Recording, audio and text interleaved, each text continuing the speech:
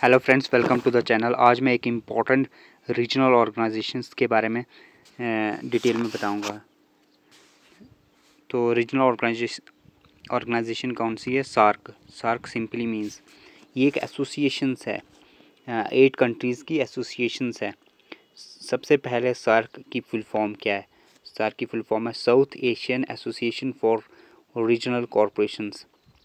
तो ये जो है 8 कंट्रीज़ का एक यूनियन है, ठीक है। जो भी साउथ एशियंस कंट्रीज़ हैं उनका एक संगठन है। तो इसकी एस्टेब्लिशमेंट कब हुई थी, मतलब इसकी फाउंड कब हुआ? तो 8 दिसंबर 1985 में। सबसे पहले ये फाउंड कहाँ पे हुआ? ढाका में, ठीक है। सबसे पहले जो पहली समिट हुई थी, जो इनकी पहली मीटिंग हुई थी, वो ढाका में ही हुई थी। लेकिन इसका जो हेड क्वार्टर है, हेड क्वार्टर कहाँ इस्टेब्लिश किया? हेड क्वार्टर इसका काठमांडू, नेपाल, ठीक है, काठमांडू, नेपाल। और इसकी एक इम्पॉर्टेंट ट्रिक मैंने बनाई हुई है, जो इसकी मेंबर कंट्रीज़ है, याद रखने के लिए एक इम्पॉर्टेंट ट्रिक है। तो क्या ट्रिक क्या है? MBA in business studies and politics. MBA in business studies and politics. तो सिंपली मींस M से क्या है, B से क्या है, A से क्या है। तो ये 1 बाय 1 आपने रिमेंबर रखना है। तो सबसे पहले है कितनी कंट्रीज़? तो 8 कंट्रीज़ है। कौन कौन सी? मालदीव्स, बांग्लादेश, अफ़गानिस्तान, इंडिया, नेपाल, भूटान, श्रीलंका, पाकिस्तान। तो ये 8 कंट्रीज़। अब इसको याद रखने की क्या ट्रिक है? MBA in business studies and politics. तो M for Malaysia, B for Bangladesh, A for Afghanistan. तो MBA की यहाँ तक ही आ गया। उसके बाद IN से क्या है? इंडिया, और N से नेपाल। फिर उसके बाद सिंपली आपने B याद रखना है।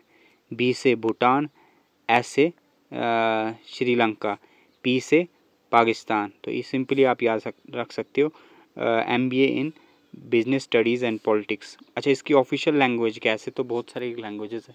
हर एक कंट्रीज़ की जो लैंग्वेज है वो इसमें इंक्लूडेड है। लेकिन ऑफिशियल लैंग्वेज जो है, ऑफिशियल लैंग्वेज एक ही है, इंग्लिश। इस 8 जो मेंबर कंट्रीज़ है, उसके अलावा 10 ऑब्जर्वर कंट्रीज़ भी हैं, ठीक है। उसके अलावा एक इम्पॉर्टेंट और जो इसका सेक्रेटरी जनरल है, वो कौन है? वो है एसिला रुवेन विक्रोन।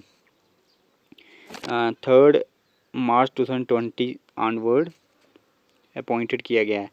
उसके बाद इम्पोर्टेंट जो सार्क के जो समिट्स हुए थे, जो सबसे पहले जो समिट हुआ था वो 1985 में हुआ था। ये बांग्लादेश, ढाका में हुआ था, ठीक है। इसकी जो स्थापना है यहीं हुई थी, मतलब इस्टेब्लिशमेंट जो हुआ था ये ढाका में हुआ था। लेकिन बाद में इसका जो हेड क्वार्टर है वो काठमांडू, नेपाल में रखा गया। उसके बाद दूसरी जो समिट हुई थी, ये भी इम्पोर्टेंट है क्योंकि इंडिया की पहली समिट थी। तो मैं मतलब इंडिया में पहली समिट हुई थी सार्क की। तो ये कब हुई थी? 1986 में हुई थी। तो इंडिया बेंगलुरु में हुई थी, ठीक है। उस time Rajiv Gandhi prime minister थे। अच्छा, 18th समिट, उसके बाद 18th समिट ये भी इम्पोर्टेंट है। ये कब हुई थी? 2014 में हुई थी, Nepal, Kathmandu, which was attended by Modi, जिसको मोदी ने अटेंड किया था, नरेंद्र मोदी। उसके बाद 19th समिट जो हुई है वो 2016 में हुई है, इस्लामाबाद, पाकिस्तान। इसके बाद कोई भी मतलब समिट नहीं हुई है। तो ये भी काफ़ी इम्पोर्टेंट 19th, क्योंकि लेटेस्ट यही समिट हुई है। Thank you. Please like and subscribe the channel. इसके बाद मैं नेक्स्ट रीजनल ऑर्गेनाइजेशंस डिस्कस करूँगा, जैसे एशियान है, ठीक है, ओपेक है, बिम्स्टिक है, और बहुत सारी है, ठीक है। Thank you.